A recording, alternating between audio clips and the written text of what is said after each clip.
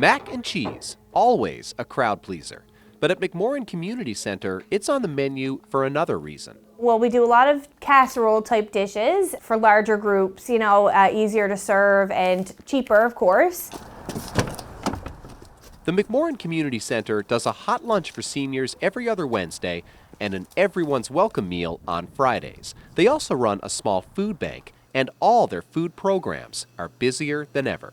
Everyone is feeling the pinch, especially with the rising cost of food. It just comes with the rising number of people who are availing of the food bank. Before the pandemic began, we were averaging probably 35 to 37 people a month. And just last week, we did up our statistics for the past 3 or 4 months, and we noticed that our numbers are up to 87 people. The center gets most of that food from the Community Food Sharing Association, but some, especially for the hot meals, they have to shop for.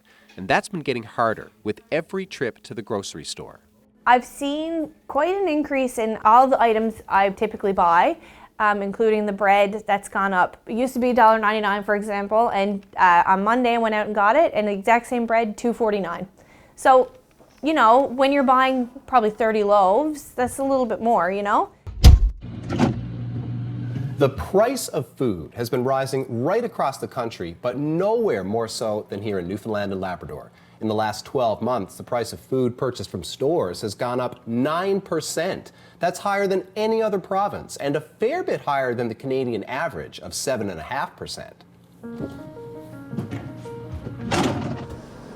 Essentially every ingredient in this meal now costs an extra dime on every dollar.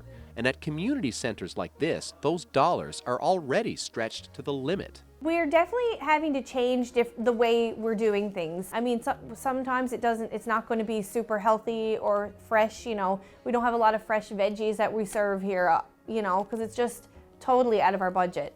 We look for the deals. We're bargain hunters here. That's the kind of compromises that people got to make and that we got to make here as an organization as well.